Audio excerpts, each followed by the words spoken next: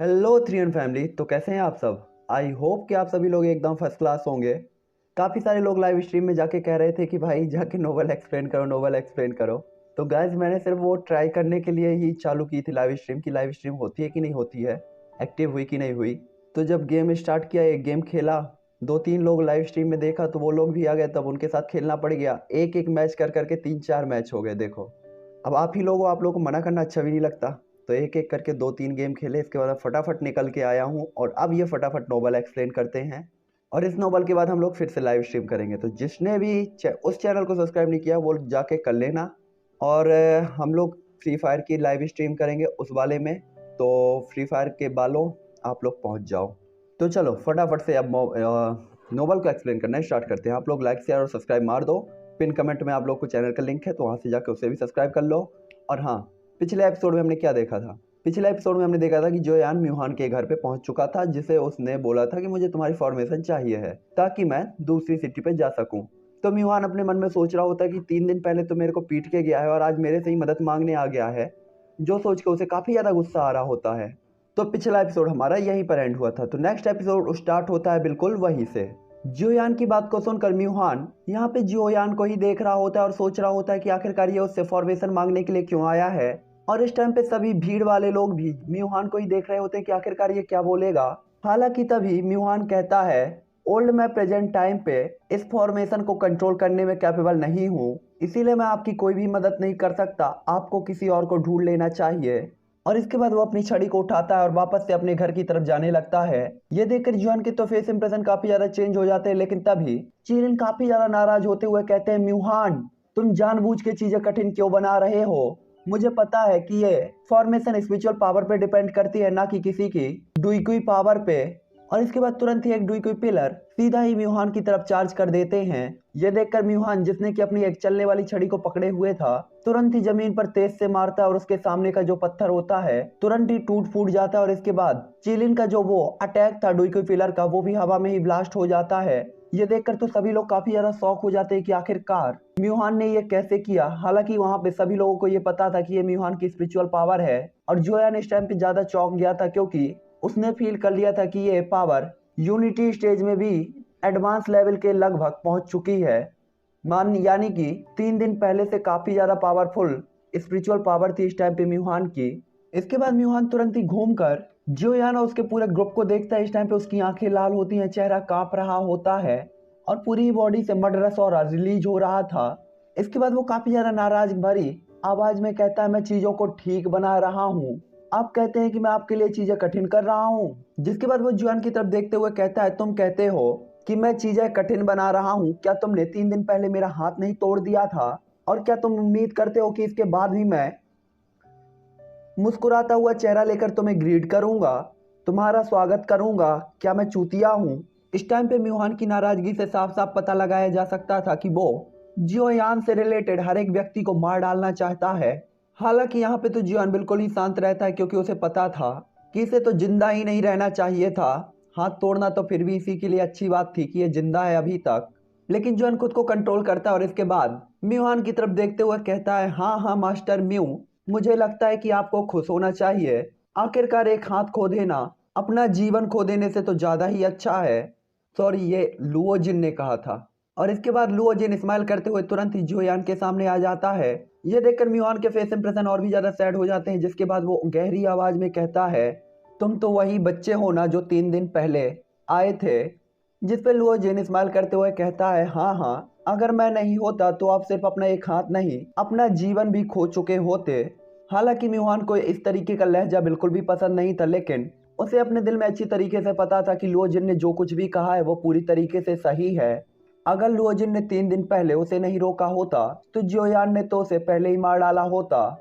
उसे अच्छी तरीके से पता था कि उस दिन जुआन किस तरीके से पागल हो चुका था और वो हर तरीके से दबाव बनाने के बाद भी जुआन को नहीं रोक पाया था। लेकिन लुओजिन के एक बार कहने के कारण जियोयान रुक गया था, जिसके कारण उसने बिल्कुल भी लुओजिन को हल्के में लेने की हिम्मत तो नहीं की। इसीलिए म्यूहान तुरंत ही काफी ज्यादा सॉफ्टली लुओजिन की तरफ देखते हुए कहता है कि आप कौन हो, क्योंकि उसे पता था कि जियोयान को कंट्रोल कर लेने वाला वर्सन बिल्कुल भी नॉर्मल तो नहीं हो सकता। उसके क्वेश्चन को सुनते ही लुओजिन अचानक से ही स्माइल करता है और इसके बाद म्यूहान की तरफ देखते हुए कहता है ये क्वेश्चन काफी ज्यादा अच्छा है।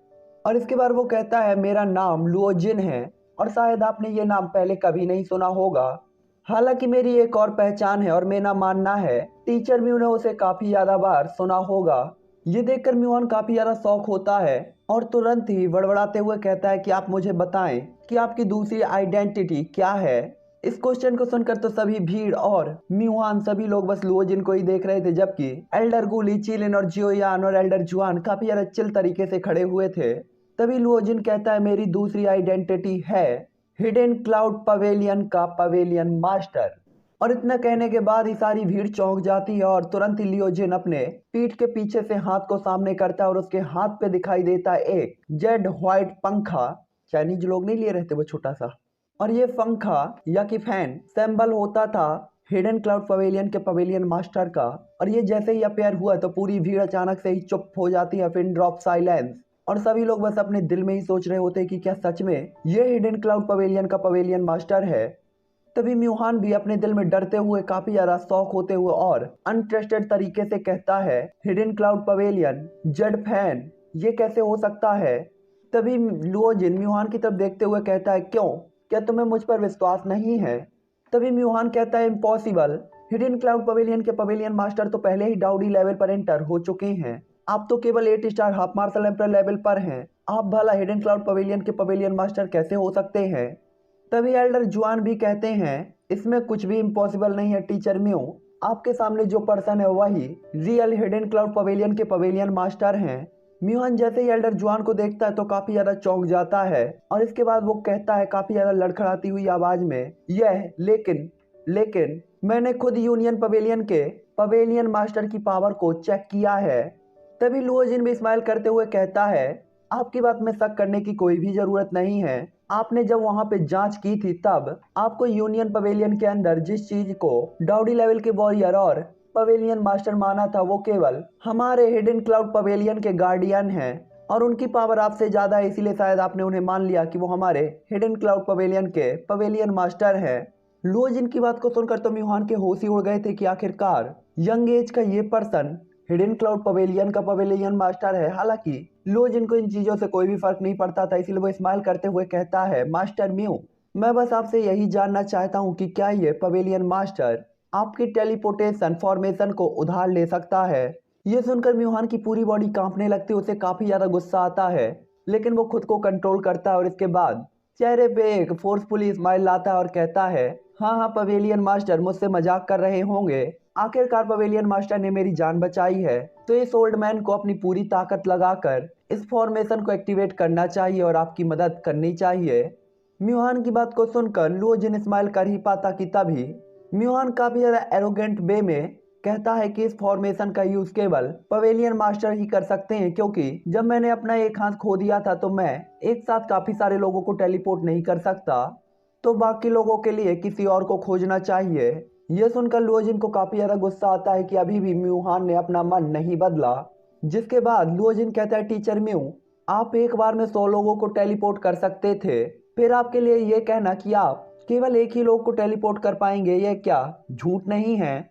और इसके बाद वो तुरंत ही अपने जेड व्हाइट फैन को बंद कर देता है और काफी ज्यादा बेरुखी से म्यूहान की तरफ देखने लगता है। लुओजिन की बात को सुनकर म्यूहान कहता है मुझे माफ करिएगा ओल्ड, मैं अब पावरलेस हूँ। मुझे उम्मीद है कि पवेलियन मास्टर मुझे माफ कर देंगे। अगर पवेलियन मास्टर को लगता है कि मैंने उनका अपमान किया है और उनकी बात नहीं मानी है तो पवेलियन मास्टर जा सकते हैं और किसी और को ढूंढ सकते हैं, क्योंकि अब मैं अपंग हो चुका हूं और मेरे पास इतनी पावर नहीं है कि मैं आप में से सभी को यहाँ से टेलीपोर्ट करा सकूं। तो अगर पवेलियन मास्टर यहाँ से जाना चाहते हैं तो ओल्ड मुझे बिल्कुल भी आपत्ति नहीं होगी। ये देखकर लुओजिन काफी ज्यादा चौक होता है कि हिडन क्लाउड पवेलियन के पवेलियन चीफ होने के बाद भी म्यूहान उसकी बात नहीं मानेगा। वास्तव में वो जियान से काफी ज्यादा नफरत करता था। हालांकि तभी हवा में एक तेज आवाज सुनाई देती है, जिसके बाद एक ब्लैक फिगर जो कि जियोयान का नॉर्दर्न किंग था म्यूहान की तरफ बढ़ चुका था। और इसके बाद जियोन कहता है इस तरीके के व्यक्तियों से बात करना बेकार है, क्योंकि ये हमारे किसी काम का नहीं है, तो बस मैं इसे अब मार सकता हूँ। हालांकि नॉर्दर्न किंग का पंच म्यूहान से जाकर टकरा ही पाता कि उससे कुछ इंच पहले ही एक शील्ड क्रिएट हो जाती है जो कि उसकी स्पिरिचुअल पावर से होती है और नॉर्दर्न किंग के अटैक को वहीं पे रोक देती है। साथ ही साथ इस टाइम पे नॉर्दर्न किंग की पावर और उसकी स्पीड भी काफी ज्यादा स्लो हो गई थी। ये देखकर जोयान काफी ज्यादा चौंक जाता है कि आखिरकार म्यूहान की इस स्पिरिचुअल पावर इतने कम टाइम पे इतनी ज्यादा कैसे बढ़ सकती है। जिसके बाद जोयान कहता है एडवांस यूनिटी स्टेज। तभी म्यूहान कहता है कि क्या तुम सच में सोचते हो कि 3 दिन पहले जो हुआ वो एक बार फिर से हो सकता है यान जियो। और इसके बाद वो जोयान को देखते हुए अपनी स्पिरिचुअल पावर को बाहर निकालता है, जिसके बाद उसके चारों तरफ एक स्पिरिचुअल स्टॉर्म क्रिएट होने लगता है जो कि सभी डायरेक्शंस में फैलने लगता है। इस टाइम पे जोयान का नॉर्दर्न किंग जो कि उसी स्पिरिचुअल स्टॉर्म में फंस गया था उड़ता हुआ हवा में पीछे की तरफ चला जाता है। इस टाइम पे जोयान भी समझ गया था कि unity stage advance spiritual power के साथ म्यूहान से लड़ना थोड़ा सा मुश्किल हो सकता है और साथ ही साथ लिटिल गोल्ड और नॉर्दर्न किंग को भी इसमें प्रॉब्लम होगी।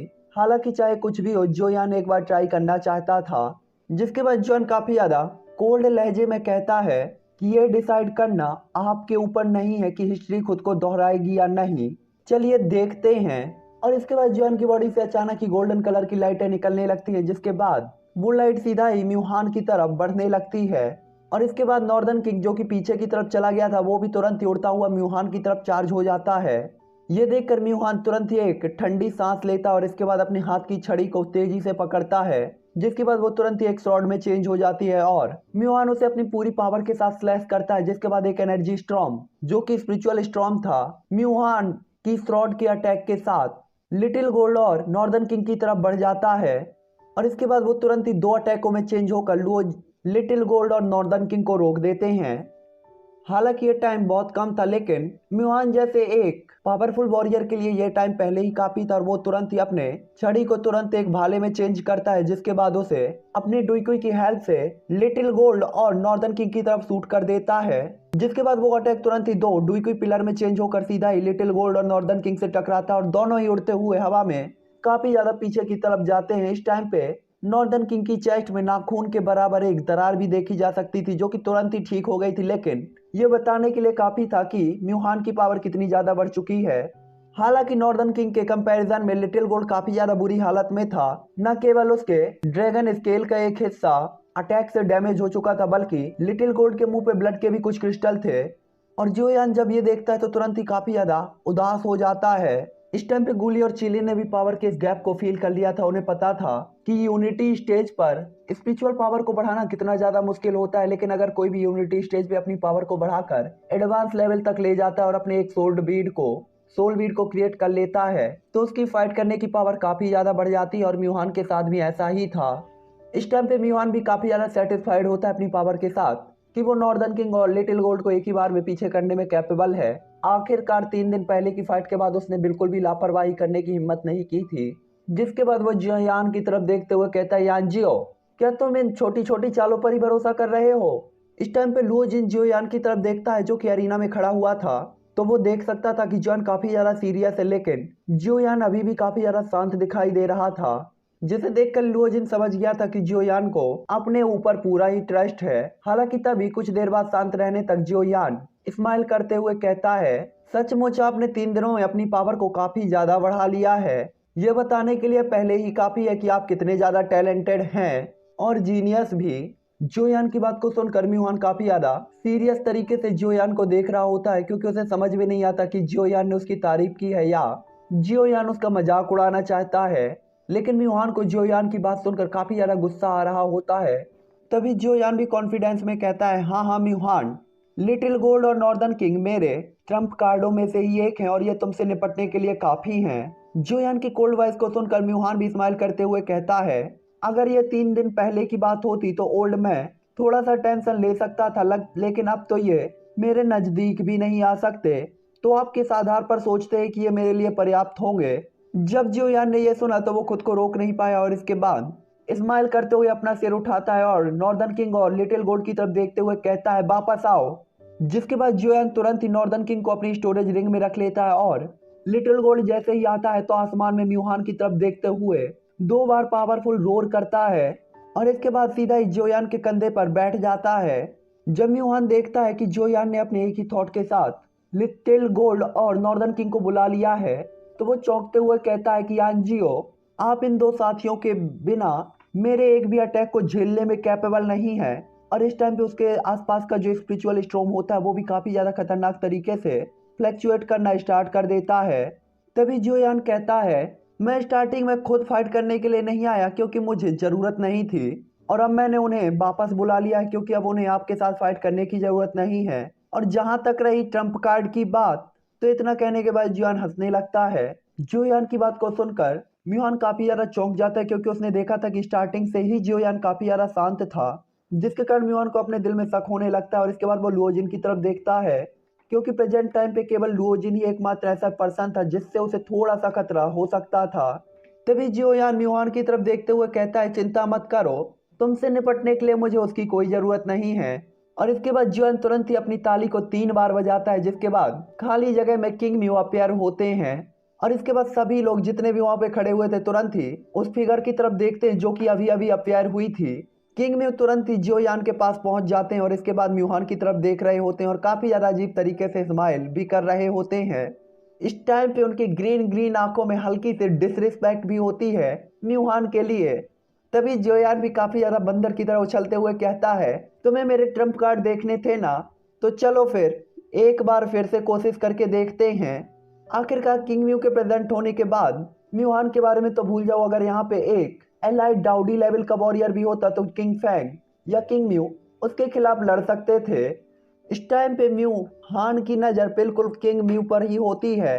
साथ ही साथ वो काफी ज्यादा शौक तरीके से उन्हें देख रहा होता है क्योंकि वो अपनी 9 star half martial emperor level की पावर के साथ भी उनकी पावर को नहीं देख पा रहा था, जिस चीज ने उसे काफी ज्यादा चौंका दिया था। साथ ही साथ वो अपने यूनिटी स्टेज की स्पिरिचुअल पावर के बाद भी कुछ भी जानने में कैपेबल नहीं था, जिसका मतलब सीधा ही था कि उनकी स्पिरिचुअल पावर या तो म्यूहान से आगे निकल चुकी है या तो म्यूहान के बराबरी की ही है, या फिर उनका कल्टीवेशन लेवल उस लेवल पर पहुंच चुका है जहां पे म्यूहान सोच भी नहीं सकता। जिसके बाद म्यूहान डरते हुए कहता है, डाउ डी। और इस टाइम पे उसके चेहरे पर पसीने की बड़ी बड़ी बूंदें आने लगी होती हैं। इस टाइम पे म्यूहान को अच्छी तरीके से पता था कि अगर वो किंग म्यू के साथ फाइट करता है तो उसकी जान जाना 100% तय था, क्योंकि आखिरकार वो ऐसा कोई भी वॉरियर नहीं था जिसके साथ वो फाइट कर सके। तभी जियोयान भी म्यूहान की तरफ देखता है और स्माइल कर देता है, और इसके बाद अपने राइट हैंड से किंग म्यू की तरफ इशारा करते हुए कहता है, मैं इन्हीं पे भरोसा करता हूँ। और जियोयान के इतना कहने के बाद किंग म्यू तुरंत ही अपने डाउडी के प्रेशर को रिलीज कर देते हैं और जियोयान के ग्रुप को छोड़कर जितने भी लोग वहां पर थे तुरंत ही अपने घुटनों पर बैठ जाते हैं, चाहे वो म्यूहान ही क्यों ना हो। इस टाइम पे एल्डर गूली और चिलिन भी काफी ज्यादा शौक तरीके से जियोयान के बगल में खड़े हुए ह्यूमन फिगर को काफी ज्यादा हैरानी से देख रहे होते हैं कि आखिरकार ये कौन आ गया और इस छोटे साथी के रिश्ते किसके किसके साथ हैं। इस टाइम पे उनके दिल में भी काफी ज्यादा सदमा होता है, लेकिन उन्हें इतना तो पता था कि उनके सामने जो पर्सन अपेयर हुआ वो पहले ही डाउडी लेवल पर पहुंच चुका है। उन्हें पता था कि डाउडी लेवल और हाफ मार्शल एम्पर लेवल के अंदर कितना ज्यादा गैप है। यहाँ तक कि इस कॉन्टिनेंट के अंदर यह भी कहा जाता था कि आप हाफ मार्शल एम्पर लेवल बन सकते हैं लेकिन डाउडी बनने में कैपेबल नहीं हो सकते। अगर आपके पास काफी अच्छा फाउंडेशन और टैलेंट नहीं है तो आप डाउडी कभी नहीं बन पाएंगे, क्योंकि इसका सबसे पहला रिजल्ट होता था कल्टीवेशन और ट्रेनिंग, जो कि काफी ज्यादा हार्ड होती थी और इसमें पावर बढ़ाना काफी ज्यादा मुश्किल होता था। दूसरा, डाउडी लेवल पे ब्रेक थ्रू करने के लिए आपको डाउडी ट्रेबुलेशन को झेलना पड़ता था, और इस डी ट्रेबुलेशन को क्रॉस करने के बाद ही कोई डाउडी लेवल बन पाता था, जिसके कारण उसकी पावर काफी ज्यादा बूस्ट हो जाती थी। और यही एक अंतर था कि half martial emperor level warrior भले ही 9 स्टार के पीक पर क्यों ना हो, डाउडी के स्टार्टिंग लेवल के वॉरियर से भी फाइट नहीं कर सकता। हालांकि अगर यहाँ पे कोई डिट्रेबुलेशन को पास नहीं कर पाता तो उसका सीधा सा ही मतलब होता था कि उसकी जान चली जा सकती है, और ये सब उसके लक पर ही डिपेंड करता था कि वो जिंदा बचेगा या मारा जाएगा। इस टाइम पे म्यूहान जो कि धूल में बैठा हुआ था काफी ज्यादा सैड दिखाई दे रहा था और जियोयान के बगल की फिगर को देख रहा होता है और काफी ज्यादा डरते हुए कहता है, मैं म्यूहान रिस्पेक्टेड डाउडी को ग्रीट करता हूँ और उनका अभिवादन करता हूँ। भले ही इस टाइम पे म्यूहान की हालत अच्छी नहीं थी, लेकिन उसे पता था कि डाउडी लेवल के वॉरियर की डिसरिस्पेक्ट वो बिल्कुल भी नहीं कर सकता। किंग म्यू भी जब उसकी बात को सुनते हैं तो एक नकली सी स्माइल दिखा देते हैं, और इसके बाद जियोयान की तरफ देखते हुए वो रियल स्माइल के साथ अपने सिर को हिलाते हैं, जिसके बाद वो कहते हैं, मैं इस टाइम पे केवल जियोयान का सपोर्ट कर रहा हूँ, तो अगर तुम उसे पसंद नहीं करते तो फिर मुझे कैसे पसंद कर सकते हो, तो बस इसे चालू रहने दो। किंग म्यू के शब्दों को सुनकर तो म्यूहान बहुत बुरी तरीके से कांप रहा था और इस टाइम पे उसके कपड़े भी गीले हो चुके थे पसीने के कारण। वो तुरंत ही काफी ज्यादा रिस्पेक्टेड वे में कहता है, एल्डर मजाक करना भी जानते हैं। ये जूनियर भाला एक डाउडी लेवल के वॉरियर के सामने गुस्ताखी करने की हिम्मत कैसे करेगा। पहले मैंने जो कुछ भी कहा वो मेरी गलती थी। अगर एल्डर को मेरी बात से थोड़ा भी बुरा लगा है तो मुझे उम्मीद है कि वो मुझे माफ कर सकते हैं।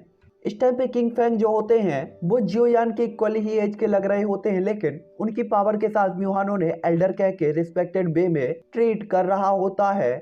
म्यूहान के वर्ड को सुनकर जियोयान भी काफी ज्यादा कोल्ड तरीके से स्माइल करता है और इसके बाद उससे मजाक करते हुए कहता है, मास्टर म्यू क्या आप एक बार फिर से कोशिश करना चाहते हैं? मैं गारंटी देता हूं कि इस बार मैं आपको बिल्कुल भी निराश नहीं करूंगा। तभी म्यूहान तुरंत ही अपने सिर को ऊपर उठाता है तो वो देख सकता था कि किंग फेंग अपने दोनों ही हाथों को आपस में रगड़ रहा था, जैसे कि वो बस अटैक करने के लिए रेडी हो रहा हो। ये देखकर तो म्यूहान को काफी ज्यादा डर लगने लगता है। उसके बाद डरते हुए वो काफी ज्यादा बुरी तरीके से घबराहट में बोलता है, नहीं नहीं कोई जरूरत नहीं है। तभी किंग फेंग और जियोयान एक दूसरे को स्माइल करते हुए देखते हैं और इसके बाद म्यूहान की तरफ देखते हुए वो कहते हैं, अगर ऐसा है तो ये फॉर्मेशन, जिसमें म्यूहान तुरंत ही कहता है इसकी कोई जरूरत नहीं है, चाहे कितने भी लोग क्यों ना हो ये जूनियर इस फॉर्मेशन को एक्टिवेट करेगा। भय विन हो ही न प्रीत, डर जरूरी है भाई। इस टाइम पे म्यूहान काफी ज्यादा डरा हुआ था और वो जियोयान और किंग म्यू की किसी भी बात को काटने की हिम्मत बिल्कुल भी नहीं करता, क्योंकि उसे पता था कि जियोयान की रक्षा इस टाइप पे एक डाउडी लेवल का वॉरियर कर रहा है और वो अगर थोड़ी सी भी गलती करता है तो यहाँ उसकी मौत निश्चित ही हो जाएगी। इसके बाद म्यूहान तुरंत ही खड़ा होकर अपनी स्पिरिचुअल पावर को कंडेंस करता है और अपने सामने जमीन पर नीचे स्प्रेड कर देता है, जिसके बाद एक फॉर्मेशन तुरंत ही एक्टिवेट होकर आसपास घूमने लगती है। जियोयान जब ये देखता है तो वो भी म्यूहान की नकल करते हुए अपनी स्पिरिचुअल पावर को जमीन पे शो करता है और उस चीज की जांच करने लगता है। तो जियोयान को वहां पे 10 फीट चौड़ी एक फॉर्मेशन मिलती है जो कि जमीन के नीचे एक अजीब ही ढंग में घूम रही होती है। साथ ही साथ उससे काफी ज्यादा अजीब रेस रिलीज हो रही होती है। साथ ही साथ उस फॉर्मेशन के नीचे 6 क्रीम व्हाइट क्रिस्टल भी थे जो कि म्यूहान के इस फॉर्मेशन को सपोर्ट कर रहे थे। जियोन तुरंत ही उन्हें देखकर पहचान जाता है कि वे स्पिरिट स्टोन हैं। जियोन को अच्छी तरीके से पता था कि स्पिरिट कॉइन का अपग्रेडेड वर्जन ही स्पिरिट स्टोन है और साथ ही साथ स्पिरिट स्टोन का यूज केवल फॉर्मेशन पे ही किया जा सकता था, जिसमें टेलीपोर्टेशन फॉर्मेशन है और बहुत कम बैटल फॉर्मेशन में यूज किया जाता है। जियोयान की स्पिरिचुअल पावर को फील करके किंग पेंग भी जियोयान को समझाते हैं और इसके बाद जियोयान अपनी स्पिरिचुअल पावर को वापस ले लेता है। यहाँ पे म्यूहान की फॉर्मेशन भी धीरे धीरे कंप्लीट हो रही थी और उस फॉर्मेशन के सेंटर से लाइटें रिलीज होना स्टार्ट हो गई थी। साथ ही साथ म्यूहान जब ये देखता है तो वो अपनी डुईक्वी को भी एक्टिवेट करके उसे जमीन पर डालना स्टार्ट कर देता है, जिसके बाद जियोयान के पैर के नीचे फॉर्मेशन शेप लेना स्टार्ट कर देती है। कुछ देर के अंदर जैसे ही वो फॉर्मेशन कंप्लीट हो जाती है तो म्यूहान काफी ज्यादा सीरियस होकर जियोयान के ग्रुप की तरफ देखता है। तभी जियोयान भी उस फॉर्मेशन को कंप्लीट देखकर लुओजिन की तरफ देखता है और फिर स्माइल करता है और इसके बाद स्माइल करते हुए कहता है, म्यूहान जैसे पर्सन के साथ बात करते टाइम डायरेक्ट मेथड का यूज करना चाहिए, वरना ये आपके लिए केवल परेशानियां ही खड़ी करेगा। जियोयान की बात को सुनकर म्यूहान के फेस इंप्रेशन तुरंत ही बदल जाते हैं, क्योंकि उसे पता था कि जियोयान ने क्या कहा है, जिस पे लुओजिन समझ जाता है कि जियोयान ने क्या कहा है। आखिरकार वो जियोयान म्यूहान को एक मौका देना चाहता था, लेकिन म्यूहान बार बार उसे दूर फेंक रहा होता है, इसके लिए म्यूहान को ही दोषी ठहराया जा सकता था। तभी म्यूहान भी खांसते हुए कहता है कि आप में से कुछ फॉर्मेशन पहले ही एक्टिवेट हो चुकी है, तो क्या मैं जान सकता हूँ कि कौन जाने के लिए तैयार है, क्योंकि फॉर्मेशन को किसी भी टाइम पे एक्टिवेट किया जा सकता है। इस टाइम पे म्यूहान काफी ज्यादा शांत तरीके से बोल रहा था, क्योंकि उसके दिल में भले ही काफी ज्यादा गुस्सा हो, जब तक सामने किंग फेंग खड़े थे तो म्यूहान कुछ भी नहीं कह सकता था। म्यूहान की बात को सुनकर जियोयान तुरंत ही एल्डर गूली, चिलिन और बाकी सभी लोगों को देखता है और इसके बाद वे सभी लोग भी जियोयान को ही देख रहे होते हैं और काफी ज्यादा इमोशनल होते हैं। साथ ही साथ इस टाइम पे जियोयान भी हल्का हल्का इमोशनल हो ही चुका था, क्योंकि आखिरकार एशियंट सोसाइटी में वो इतने टाइम तक रहा था तो इससे उसका जुड़ाव और लगाव हो चुका था। इसीलिए वो तुरंत ही कहता है, हर कोई एशियंट सोसाइटी के इस टाइम के अंदर मेरी मदद करने के लिए आप सभी लोगों का धन्यवाद। और इसके बाद जियोयान तुरंत ही एल्डर गूली, चिलिन और बाकी सभी लोगों को ग्रीट करता है। तभी एल्डर गूली भी जियोयान की तरफ देखते हुए हंसते हुए कहते हैं, तुम कब से ऐसा करने लगे छोटे साथी? अगर तुम हमें धन्यवाद देना ही चाहते हो तो तुम्हें वापस जाकर बहुत जल्दी ही वापस आना चाहिए और हमें भूल मत जाना। हम लोगों को टाइम टाइम पे याद करते रहना, यही हमारे लिए काफी अच्छा होगा। एल्डर गूली की बात को सुनकर जियोयान तुरंत ही स्माइल करता है, इसके बाद अपना सिर हिला देता है, जिसके बाद वो लुओजिन की तरफ देखते हुए कहता है, तो चलो फिर अब निकलने की तैयारी करते हैं। और इसके बाद लुओजिन और जियोयान सीधा ही उस फॉर्मेशन के अंदर एंटर हो जाते हैं। जोयान के कंपैरिजन में लुओजिन का जो हिडन क्लाउड पवेलियन था वो पूरे कॉन्टिनेंट में फैला हुआ था और ये कहा जा सकता था कि लुओजिन जहां भी जाना चाहता था वहां पे उसके लिए रहने के लिए एक जगह जरूरी होती थी। इसीलिए उसे जोयान की तरह हर एक चीज के बारे में सोचने की कोई भी जरूरत नहीं थी। तभी लुओजिन जोयान की तरफ देखते हुए कहता है, चलो अब चलते हैं। अगर तुम ऐसे ही खड़े रहे तो मुझे डर है कि कहीं तुम्हारा मन बदल ना जाए और इसके बाद तुम यहीं ना रुक जाओ। जिसके बाद वो टीचर म्यू की तरफ देखते हुए कहता है, क्योंकि अब हम दोनों इसके अंदर इंटर हो चुके हैं तो मैं चाहता हूं कि टीचर म्यू आप इस फॉर्मेशन को एक्टिवेट कर दें। ये सुनकर म्यूहान भी तुरंत ही अपने फॉर्मेशन को एक्टिवेट करता है, जिसके बाद लुओजिन और जोयान की फिगर तुरंत ही वहां से गायब हो जाती हैं। जोयान के ग्रुप के गायब होते ही म्यूहान अचानक से ही चौंक जाता है, क्योंकि उसे लग रहा था कि यहाँ पे कुछ गड़बड़ है। जिसके बाद वो घबराई हुई नजरों के साथ किंग फेंग और एल्डर गूली की तरफ देखता है, जो कि जोयान को यहाँ पर छोड़ने के लिए आए थे। हालांकि वो कुछ सोच ही पाता कि तभी अचानक ही उसकी बॉडी में काफी ज्यादा पेन होने लगता है, जो कि उसकी सोल को भी डैमेज कर रहा होता है। इस टाइम पे म्यूहान ने अपने दांतों को कसकर जकड़े हुए था और उसके माथे पर उसकी नसें साफ साफ निकल आई थी। जिसके बाद म्यूहान आसमान की तरफ देखते हुए चिल्लाते हुए कहता है, यान जियो, इस जन्म में मैं तुम्हारा शत्रु या कि एनिमी हमेशा ही रहूंगा। इस टाइम पे म्यूहान जो कि काफी बुरी तरीके से रोल कर रहा था, तो दूसरी तरफ जोयान जो कि पहले ही टेलीपोर्टेशन फॉर्मेशन से गायब हो गया था, धीरे से एक स्माइल करता है और इसके बाद अपने हाथ को ओपन करता है, जिसमें एक स्नो व्हाइट स्टोरेज रिंग होती है जो कि म्यूहान की होती है। जॉन तुरंत ही अपनी स्पिरिचुअल पावर की हेल्प से स्टोरेज रिंग के अंदर एंटर होता है। जब डाउडी के प्रेशर के साथ किंग फेंग म्यूहान को दबा रहे होते हैं, तब उन्होंने उसकी यह स्टोरेज रिंग ले ली होती और जोयान को दे दी थी। साथ ही साथ डाउडी के प्रेशर के कारण वहां पे म्यूहान को यह भी पता नहीं चला था कि उसकी स्टोरेज रिंग पहले ही गायब हो चुकी है। हालांकि स्टोरेज रिंग मिलने के बाद भी जोयान कुछ भी नहीं कर सकता था, क्योंकि म्यूहान की स्पिरिचुअल पावर पहले ही यूनिटी स्टेज के एडवांस लेवल पर पहुंच चुकी थी और यह ऐसा कुछ भी नहीं था जिसका कंपैरिजन जोयान कर सके। लेकिन लक बाई चांस की जोयान की बॉडी के अंदर ओल्ड गुयू थे और उनकी भयावह पावर के कारण यूनिटी स्टेज तो क्या, कोई भी स्टेज क्यों ना हो, सब कुछ फेल था। वो केवल अपनी एक थॉट के साथ ही उस स्पिरिचुअल प्रिंट को हटाने में कैपेबल थे, जिसे म्यूहान ने अपनी स्टोरेज रिंग में छोड़ा था। और यही एक रीजन था कि म्यूहान पूरी तरीके से आग बबूला हो गया था, क्योंकि जोयान ने उसकी स्टोरेज रिंग से उसके स्पिरिचुअल प्रिंट को शायद हटा दिया था। हालांकि जोयान को इस टाइम पे उस स्टोरेज रिंग के अंदर की चीजों को देखने में कोई भी दिलचस्पी नहीं थी, इसीलिए जोयान उस पे अपना स्पिरिचुअल प्रिंट डाल देता है। हालांकि ऐसा बिल्कुल नहीं था कि जोयान ये नहीं देखना चाहता था कि उस स्टोरेज रिंग के अंदर क्या है। जोयान एक्साइटेड होता है, लेकिन जोयान का फर्स्ट मोटिव था वेस्ट रीजन में पहुंचना। तभी अचानक ही वेस्ट रीजन में एक जगह पर अचानक ही गोल्डन लाइट चमकती है, जहां पे जोयान और लुओजिन अपेयर होते हैं और वहां पे काफी सारी भीड़, जिसमें कम से कम 10,000 लोग थे, बैठे हुए थे।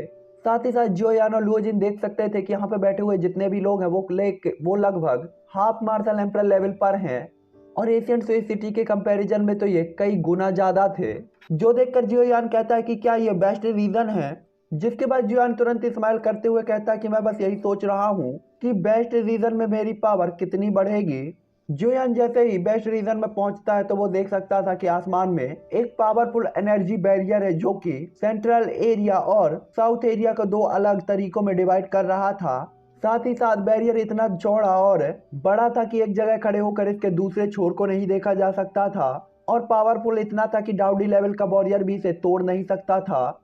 तभी उन्हें एक ओल्ड मैन दिखाई देता है, जो कि उसी बैरियर की तरफ उड़ते हुए जाता है और उसे टच करता है। जिसके बाद अचानक ही उस बैरियर में थोड़ा सा उतार चढ़ाव होता है। जिसके बाद वो देखते हुए कहता है कि ये बैरियर देखे हुए मुझे कई साल हो गए। ये सेंट्रल प्लेन की एरिया है और ये केवल कॉन्टिनेंट के बॉर्डर में ही पाई जाती है। ओल्ड मैं कई टाइम से कॉन्टिनेंट के बॉर्डर से दूर रहा हूँ। इस टाइम पे वो उस बैरियर को देख रहा होता है और उसे टच करते हुए स्माइल कर रहा होता है। इसके बाद वो ओल्ड मैन कहता है कि जब मैंने तुम्हें पहले देखा था तब मैं एक रिटर्नर बच्चा था। इतने सालों बाद मेरी पावर उस लेवल पर पहुंच गई है, लेकिन तुम अभी भी इतने ही वीक हो। 10,000 साल के बाद भी आप पावरफुल नहीं हुए। वो ये सब एनर्जी बैरियर से कह रहा होता है। जिसके बाद वो ओल्ड मैन तुरंत ही अपनी दो फिंगर्स को आगे करता है और उसमें रेड एरोगेंट पावर दिखाई देने लगती है, जो कि दी कुई थी या कि जिनसेन कुई। और उसके हाथों में वो पावर इकट्ठा होते ही तुरंत ही आसपास का स्पेस क्रैक होने लगता है और ब्लैक लाइनें दिखाई देने लगती हैं। जिसके बाद वो स्माइल करते हुए कहता है, सेंट्रल प्लेन के बॉर्डर को तोड़ो। और इसका इतना कहते ही तुरंत ही वो दी कुई उसके हाथों से रिलीज होकर पावरफुल लहर या कि ऊर्जा एनर्जी बैग को क्रिएट कर देती है। और उसके बाद एक धमाके के साथ ही उस गोल्डन एनर्जी बैरियर के अंदर एक कई फीट चौड़ा स्पेस क्रिएट हो जाता है, जिसके बाद वो ओल्ड मैन तुरंत स्माइल करते हुए उस स्पेस से होता हुआ बैरियर के दूसरी तरफ चला जाता है। इसके बाद वो पर्सन तुरंत ही कहता है साउथ रीजन, मुझे आश्चर्य है कि वो आदमी कहाँ है, ये पूरा ही कॉन्टिनेंट लोगों से भरा हुआ है, मुझे वो कहाँ मिलेगा। इस टाइम पे वो ओल्ड मैन अब पहले जैसा नहीं लग रहा था जब उसने क्लेन को छोड़ा था, और ये पर्सन वही ओल्ड मैन होता है जिसे जियो क्लेन के फर्स्ट एल्डर ने जियो यान को खोजने के लिए भेजा था, जियो मिंग युआन। उसने सोचा था कि वो जोयान को काफी इजीली ढूंढ लेगा, लेकिन पूरे कॉन्टिनेंट में घूमने के बाद भी उसे जोयान नहीं मिला था। साथ ही साथ फर्स्ट एल्डर ने उसे एक बार फिर से याद दिलाया था कि उसे जोयान को ढूंढना है, जिसके कारण वो इस टाइम पे काफी ज्यादा बेचैन हो गया था और साउथ रीजन की ओर जा रहा होता है। साथ ही साथ जियो मिंग युआन का मानना था कि अगर जियोयान सेंट्रल एरिया में जाना चाहता है तो उसे इस जगह पर आना ही होगा, क्योंकि यहीं पे एकमात्र ऐसा टेलीपोर्टेशन फॉर्मेशन था जो कि सेंट्रल एरिया की तरफ लेकर जाता था।